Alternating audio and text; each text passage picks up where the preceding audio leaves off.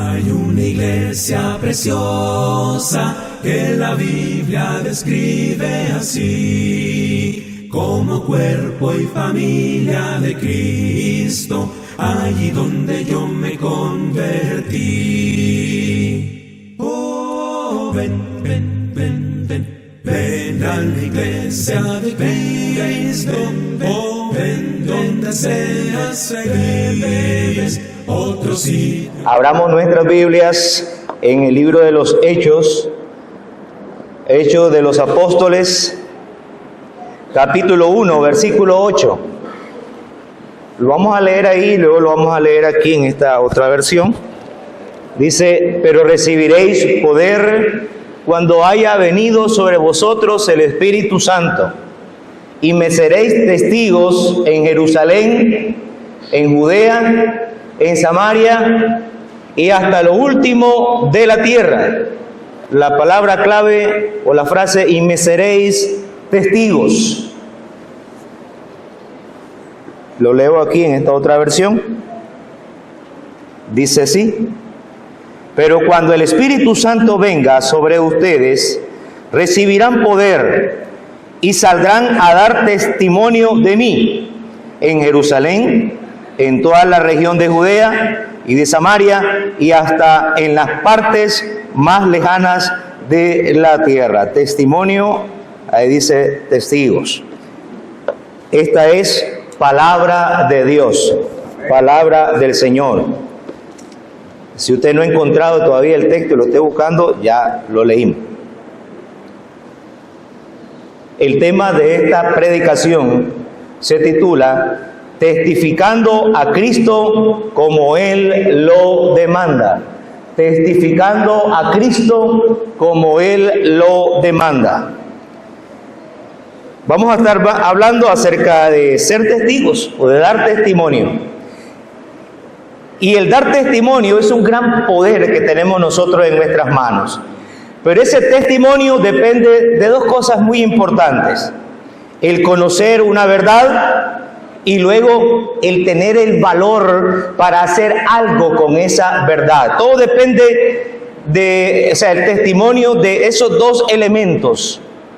El conocer una verdad, el conocer la verdad, el tener conocimiento, el darte cuenta de algo, el conocimiento, el conocer la verdad. Y el segundo elemento es tener el valor, tener la determinación de hacer algo con esa verdad. No olvidemos este principio. El libro de los Hechos, capítulo 1, versículo 8, es como que si fuera, o mejor dicho, es el bosquejo del libro. Si lo vemos desde el punto de vista evangelístico, si lo vemos desde el punto de vista de la expansión del evangelio, el versículo 8 es el bosquejo del libro. Usted puede ver cómo dice el texto que el evangelio iba a salir primero en Jerusalén. ¿Y dónde predicó la palabra el apóstol Pedro? En Jerusalén. Y luego dice en Judea, a partir del capítulo 1 y el capítulo 2, ¿verdad? Se menciona la ciudad de Jerusalén. Luego en el capítulo 8 se menciona la predicación en Judea. Entonces, del capítulo 1 al capítulo 8 está la predicación en Judea. Posteriormente vemos nosotros a partir del capítulo 10, el capítulo 10 con la predicación a Cornelio, el primer gentil, y luego el capítulo 13 con la predicación del apóstol Pablo en todas partes del mundo, predicando a los gentiles, ¿verdad? Predicando a los gentiles. Y entonces eso lo vemos a partir del capítulo 10 hasta el final del libro. Hasta el final del libro. Entonces, el versículo 8 es precisamente exactamente el bosquejo del libro, la expansión del evangelio. Primero en Jerusalén, luego Judea, luego Samaria. Salté Samaria. Capítulo 8, Samaria. Y luego el capítulo 13 en adelante, la predicación al mundo gentil. Ahí está la expansión del evangelio. Y fueron precisamente los apóstoles quienes fueron escogidos especialmente para dar un testimonio directo. Hay diferencias, lógicamente, entre el testimonio que los apóstoles dan, entre el ser testigos de los apóstoles y el ser testigos de nosotros. No son muchas las diferencias, la única diferencia es que ellos fueron testigos oculares, presenciales. Por eso Dios lo escogió, según el libro de los Hechos, capítulo 8, versículo 41, Lucas 24, 48 y otros pasajes más, en donde el Señor Jesús les dice directamente: ustedes van a dar testimonio de mí. Y es lo que ellos posteriormente se dedicaron a hacer con todo su ser, con uñas, manos, sus pies, con todo su ser, hacer, cumplir esa misión. La palabra testigos, la palabra testigo que aparece ahí, es de una palabra griega llamada martus, que significa, que es donde sale, prácticamente es casi una transliteración. De esa palabra martus viene la palabra mártir. ¿Qué era un mártir? Con el tiempo esa palabra cambió. Primeramente tenía el significado de dar testimonio, de ser testigo. Pero con el tiempo y con la práctica, la palabra martus se aplicó a aquellos que daban la vida por Cristo. Y que es la palabra que nosotros tenemos como mártir. Mártir es una persona que da testimonio de la verdad o de la verdad de Cristo, pero lo hace no solamente con su boca, sino que lo hace con su vida. Y eran los famosos mártires. Ellos, cuando se les ponía frente al altar de Domiciano, y esto ya lo hemos dicho en otras ocasiones, pero no importa, cuando a un cristiano, mis hermanos, hermanas y amigos, cuando a un cristiano lo ponían frente al altar de Domiciano o de cualquier emperador romano y le decían: adore o eche un poquito de incienso en el altar, o diga: César es Señor, ¿verdad? Curios César. Ellos no decían eso. El verdadero cristiano decía: Curios Christos. Cristo es el Señor. Y eso era su sentencia de muerte. Decir esa palabra, mis hermanos, era su sentencia de muerte. No solamente la de él, sino la de sus hijos, la de su esposa y la de sus seres queridos. Iríamos nosotros a una pregunta retórica: ¿qué haríamos nosotros en esas circunstancias?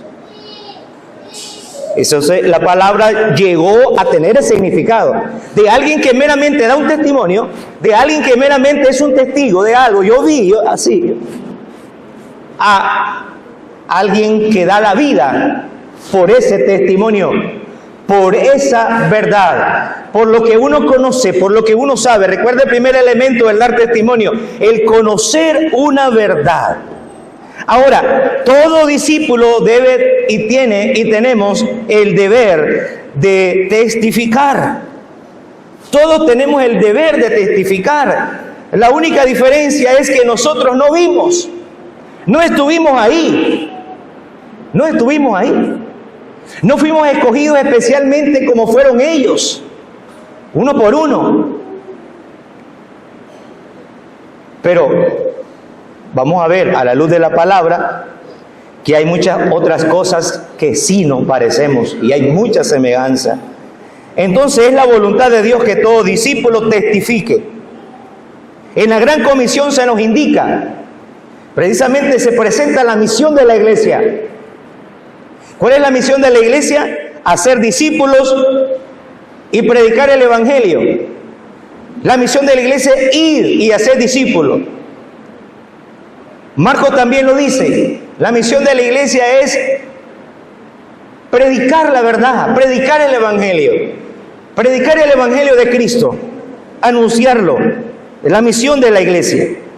La misión de la iglesia en 1 Pedro 2:9 es anunciar las virtudes del Señor Jesucristo. Dice que Él nos ha trasladado del reino de las tinieblas al reino de su amado Hijo. Dice, literalmente, textualmente dice, para que anunciéis, ¿para qué estamos nosotros aquí en iglesia? Para que anunciemos las virtudes de ¿quién?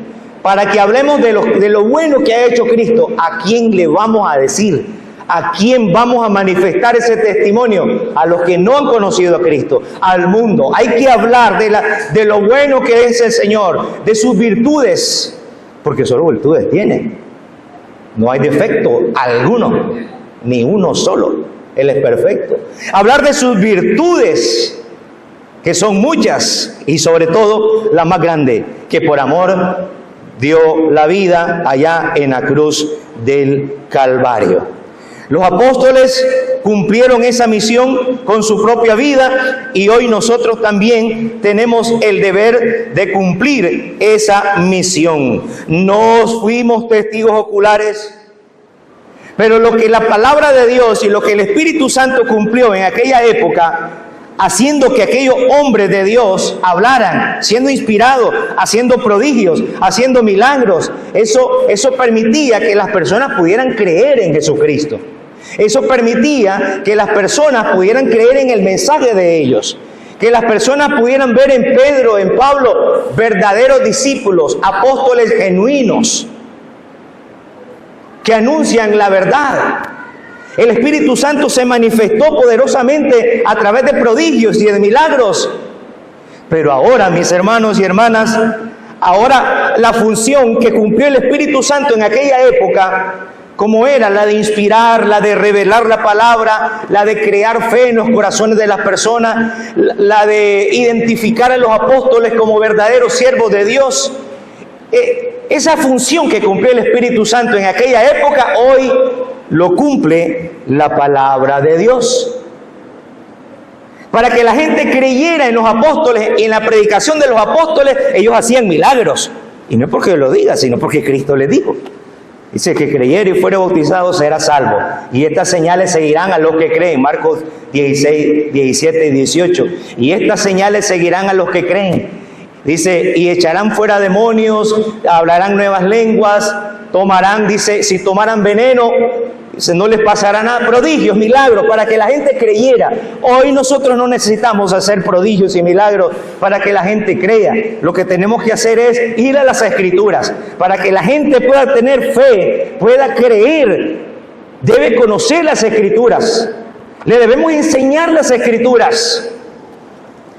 Y por eso es que se hace mucho énfasis en aprender la palabra, mucho énfasis en estar en una clase, mucho énfasis en leer la Biblia, en aprender, en conocer. Porque si usted no conoce, si usted no sabe de la palabra de Dios, si usted no conoce de la doctrina de Dios, ¿de qué vas a hablar? ¿De qué podríamos hablar? ¿Qué le podríamos enseñar a alguien que nos haga una pregunta? ¿Qué podríamos decir? No podríamos decir nada, porque todo depende del conocimiento que nosotros tenemos. Ahora nosotros tenemos el deber de cumplir esa misión. La iglesia, dice 1 de Timoteo 3:15, para que si tardo sepas cómo debes conducirte en la casa del Dios viviente, columna y baluarte de la verdad. Ya lo hemos escuchado varias veces ese pasaje. La casa del Dios viviente. ¿Cuál es la casa del Dios viviente? ¿A qué se refiere ahí la casa del Dios viviente? Mis hermanos, una pregunta para todos. ¿Cuál es la casa del Dios viviente? ¿Cuál es la casa del Dios viviente? Es la iglesia. Para que si tardo sepas cómo debes conducirte en la casa del Dios viviente, la cual es columna y baluarte de la verdad. La iglesia es una columna, es un baluarte, porque precisamente las luces, o cuando alguien va a dar un testimonio, se sube arriba del techo, o se sube a una torre, o busca un lugar elevado, o busca un torreón. En las murallas de las ciudades estaban los baluartes. Eran especies de torreones o torres en donde se ponía el atalaya para anunciar. en una parte alta, en una parte elevada. Los templos, los altares se ponen en lugares altos, porque es donde uno quiere manifestar. Cuando usted quiere manifestar algo, no lo pone debajo de un cajón, lo pone en un lugar alto. Por eso es que Pablo dice, y lo ilustra, que la iglesia, que nosotros somos esa columna. Una columna. ¿Y qué es lo que se pone sobre la columna? Dice la verdad del Evangelio. La verdad del Evangelio. Entonces la misión principal de la iglesia es, como columna, propagar la verdad del Evangelio por todas partes. Por todas partes. Es elemental que nosotros, y por eso usted puede ver que casi la mayoría de actividades tienen que ver con en esa dirección. El próximo mes, el mes de febrero, el último domingo, 22 de febrero, tenemos el Día del Visitante. Y ahí nomasito el siguiente mes, en marzo, finalizando marzo y comenzando abril, en la llamada Semana Mayor, dicen algunos, tenemos la predicación del Evangelio, el Jueves Santo llamado también. Y así sucesivamente, estamos comenzando el año. Pero es que esa es la función de la iglesia del Señor. Dar testimonio de la verdad, buscar cualquier medio, cualquier oportunidad, cualquier estrategia, cualquier plataforma para que nosotros podamos difundir la sana doctrina. Qué bueno y qué bonito ver a alguien grabando la prédica, grabando el mensaje, grabando la clase y dice, lo voy a subir a mis redes sociales. Gloria a Dios, bendito Dios. Qué bonito que es eso. Voy a grabar el estudio bíblico y luego lo voy a subir, lo voy a compartir. Qué bueno que es eso. Si usted tiene la oportunidad y tiene el tiempo y tiene los medios de poner algún programa, de poner alguna plataforma en la cual se predique el Evangelio, se predique la sana doctrina, hágalo, apóyelo, compártalo.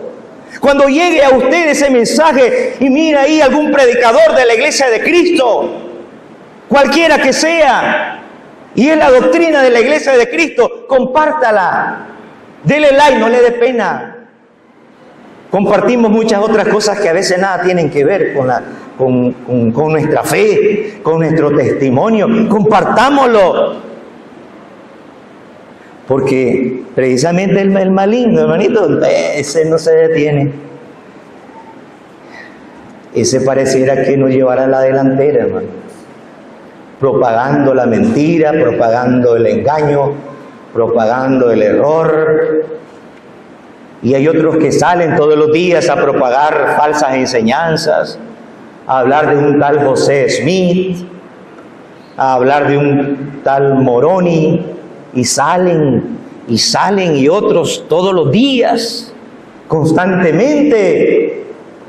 Y nosotros, otra pregunta retórica, ¿es la voluntad del Señor que todo discípulo sea de testimonio de la verdad? Porque es un privilegio dar testimonio de la verdad. Es un tesoro en vasos de barro, dice el apóstol Pablo en Romanos capítulo 7. Un tesoro en vasos de barro.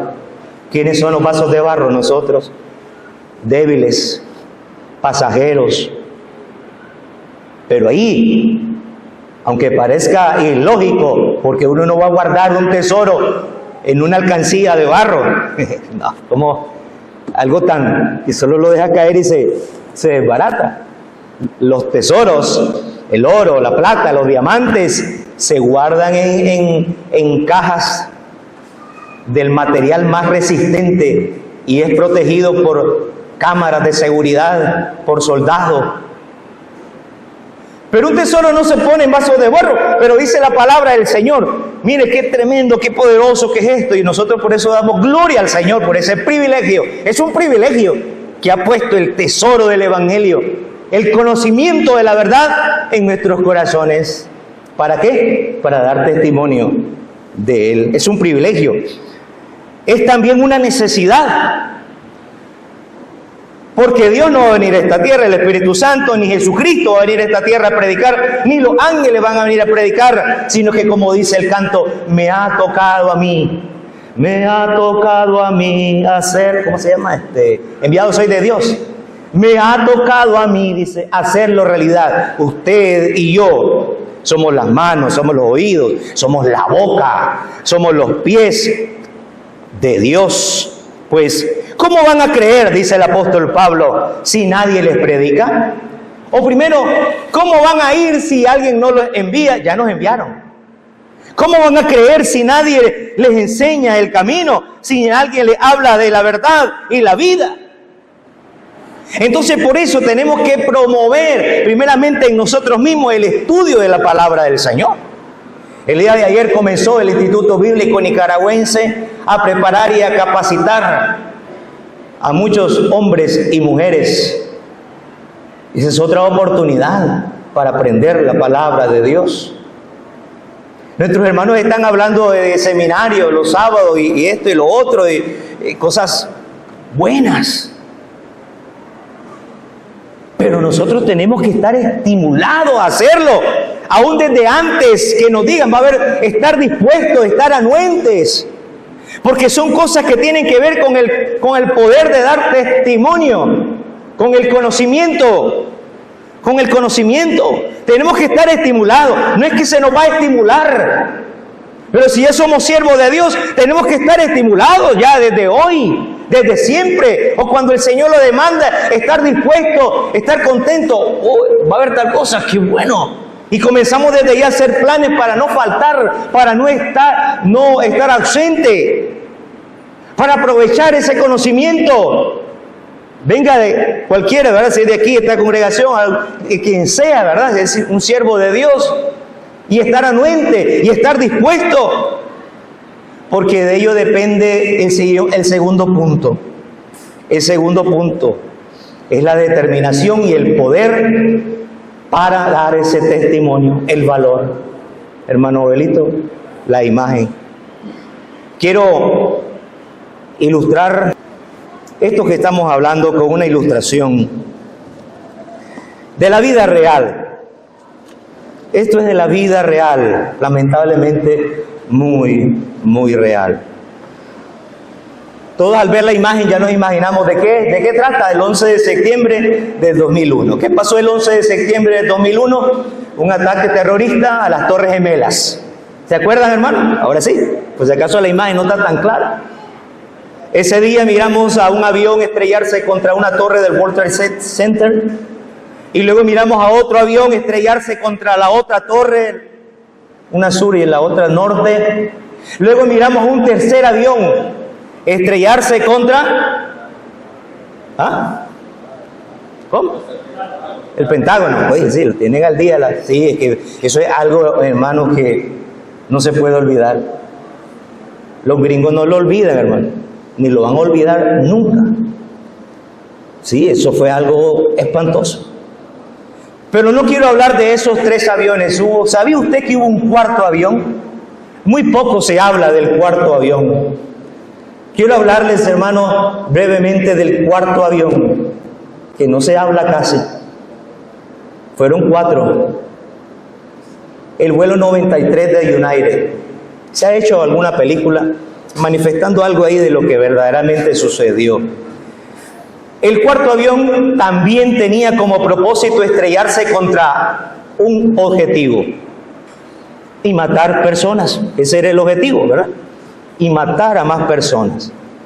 Lamentablemente, los que iban en los primeros aviones no supieron de qué, ni siquiera supieron lo que les pasó. Sí se dieron cuenta que el avión cambió de dirección. Los primeros aviones que se estrellaron contra las torres, los pasajeros de ese avión, ellos ni por cerca se les pasó por la mente lo que sucedió. No supieron.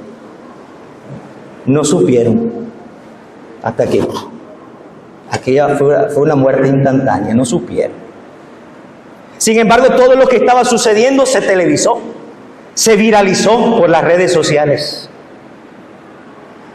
El cuarto avión tuvo un pequeño atraso, lo que permitió a los pasajeros del cuarto avión, al darse cuenta del secuestro, ellos sí supieron lo que iba a pasar.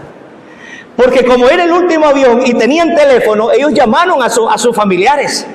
Y sus familiares les mandaron las imágenes de eso que estaba ocurriendo. Ha de haber sido terrible, hermano, mirar las imágenes. Los pasajeros del avión de United 93 sabían para qué o por qué se habían desviado. Sabían qué es lo que iba a pasar con ese avión. Sabían lo que iba a pasar con sus vidas. Se dieron cuenta, mis hermanos. Pero ellos no se quedaron de brazos cruzados. No se quedaron, planearon entre ellos y se levantaron. En el intento parece que murieron algunos, pero el objetivo de ellos era, al saber que ya no podían hacer nada, el objetivo de ellos era impedir que ese avión matara a más personas. No se quedaron de brazos cruzados. ¿Tenían miedo? Sí. Se me pone la piel de gallina, hermano, como decimos nosotros, de esa circunstancia tan fatal o caótica que estaban viviendo. Dijeron, no podemos quedarnos así. Y se levantaron y fueron a la cabina, y entraron a la cabina y forcejearon con los pilotos, porque el objetivo era derribar el avión, estrellarlo en la tierra, y así sucedió, ¿verdad? Como a las 10:30 de la mañana aquel avión se estrelló en un lugar cerca de, no recuerdo el nombre, sí, se estrelló a más de 700 kilómetros por hora de picada. Aquello que el avión quedó, o sea, se desintegró.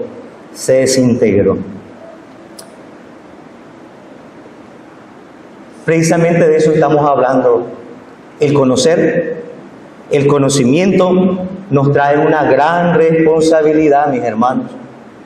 Si nosotros sabemos que aquellos que no han obedecido al Evangelio, si no lo obedecen, van a irse a condenación. A ver, todos nosotros conocemos qué es lo que va a pasar en este mundo.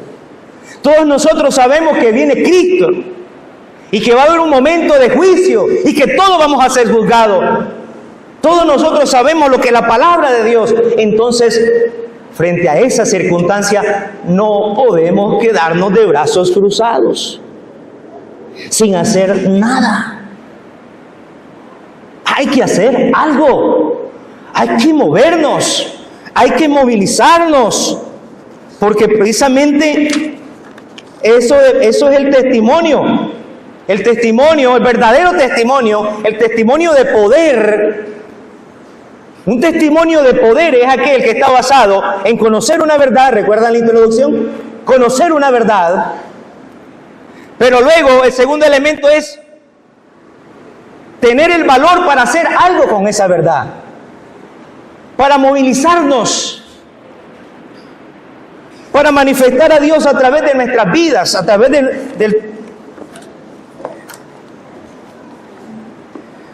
nuestras vidas, a través de nuestro testimonio, como lo hicieron los hermanos allá del primer siglo. Primera de Tesalonicenses 1:8 y Hechos 8:4 dice la palabra de Dios que los primeros cristianos no solamente predicaban con sus palabras, sino también lo hacían con sus hechos. Primera de Tesalonicenses 1:9, el apóstol Pablo alaba a los tesalonicenses y le dice: realmente me siento dichoso, bienaventurado de ustedes. ¿Cómo ustedes han cambiado su carácter? Habiendo sido antes idólatras, habiendo sido antes adoradores de ídolos, ahora se han transformado a adoradores del Dios vivo, del único Dios verdadero. El apóstol Pablo notó eso en los tesalonicenses. El apóstol Pablo notó como ellos, dice la palabra del Señor, dice, cuando nosotros andamos predicando, este es el que andaba buscando.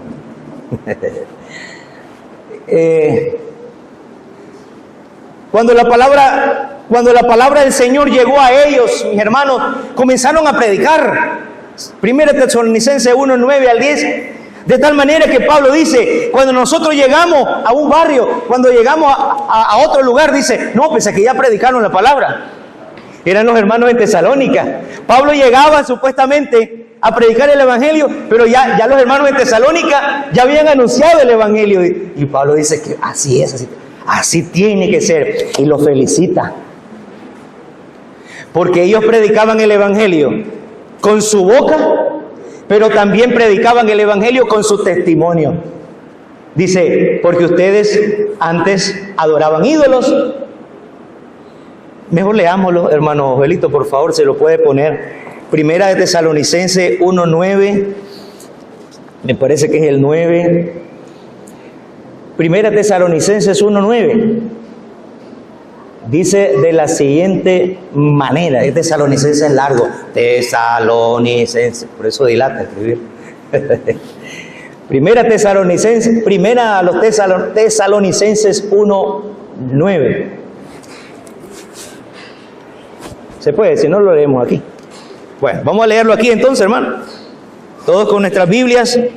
Primera Tesalonicenses, antes de Timoteo, antes de la segunda, dice de la siguiente manera. Lo voy a leer aquí en esta versión. Partiendo de ustedes, partiendo de ustedes, el mensaje del Señor se ha extendido, no solo por Macedonia y Acaya. Dice, me gusta esa, partiendo de ustedes. Ustedes, partiendo de ustedes. Yo les prediqué el Evangelio, les dice Pablo, pero luego ustedes tomaron la iniciativa. Y recuerden, mis hermanos, que en aquella época estos apóstoles no se quedaban en un lugar, sino que predicaban, establecían iglesias y ellos se iban. Ellos no tenían a un Pablo ahí todos los días que les decía, hay que predicar el Evangelio, hay que dar testimonio, hay que hacer esto. No, Pablo no estaba ahí. No necesitaban a un líder. No necesitaban a un anciano, a un evangelista, a un diácono que le estuviera diciendo, porque Pablo se iba. Y Pablo establecía iglesia y los hermanos quedaban con el conocimiento. ¿Y qué hacían con ese conocimiento? Se quedaban de brazos cruzados frente a lo que está por delante, frente a lo que va a pasar, frente a lo que va a suceder, que va a ser algo trascendental el día en que se acabe la historia de la humanidad. Dice, partiendo de ustedes, el versículo 8, no solo por Macedonia y Acaya, sino por todas partes, y se sabe de la fe de ustedes, se sabe de la fe que ustedes tienen en Dios, de manera que ya no es necesario que nosotros digamos nada. Nada. El versículo 9, al contrario, ellos mismos hablan. Miren, ellos mismos hablan. ¿Quiénes? ¿Quiénes ellos mismos hablan? La gente. Ellos mismos hablan. El versículo 9, de cómo ustedes abandonaron los ídolos y se volvieron al Dios vivo y verdadero. Palabra del Señor, palabra de Dios. Hoy nosotros también tenemos que pregonar y dar testimonio de lo que Dios ha hecho en nuestras vidas. Y no solamente de lo que ha hecho, sino también de lo que sigue haciendo en nuestras vidas. Hoy nosotros tenemos que llevar el testimonio con fe y con valor, siguiendo el ejemplo de aquellos que a pesar de las circunstancias, a pesar de las predicaciones, de las adversidades y las persecuciones, no dijeron callemos o quedémonos de brazos cruzados, sino que dijeron, entre otras cosas, el apóstol Pedro y el apóstol Juan, no podemos dejar de hablar y de decir lo que hemos visto y lo que hemos oído. No podemos callar. Aunque nos amenacen, inclusive con quitarnos la vida, pueden hacer con nosotros lo que sea, pero no podemos dejar de hablar y de decir lo que Dios ha hecho en nuestras vidas. Eso no se puede. Eso sería como un acto de cobardía.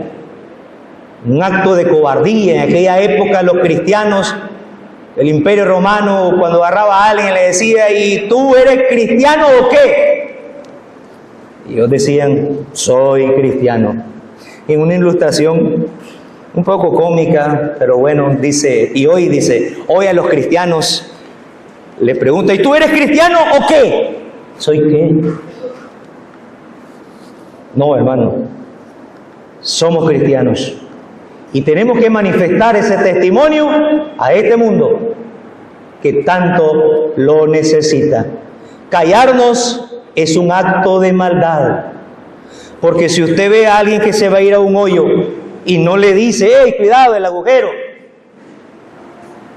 O vas manejando y alguien te ve que la puerta va abierta y alguien te dice, ¡hey, mire, cuidado!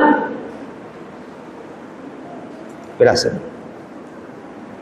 Y no lo hacemos, es un acto de maldad, porque no le prevenimos a la persona del peligro que tiene por delante y nos quedamos callados. No, es un acto de maldad. Decirle a las personas que están en peligro y traerlos a Cristo es un acto de valor, es un acto de amor, es un acto de misericordia. Si hay entre nosotros alguna persona que desea obedecer el Evangelio de Cristo y hoy quiere hacerlo, naciendo del agua y del Espíritu, lo puede hacer. Si hay entre nosotros algún hermano en Cristo que no ha estado dando ese buen testimonio de lo que Cristo ha hecho en tu vida, hoy es el momento también de reconocerlo y venir a Cristo, y Él será amplio en perdonarnos. Es la oportunidad. Venga hoy es el tiempo aceptable. Dios bendiga a la iglesia, Dios bendiga su santa palabra.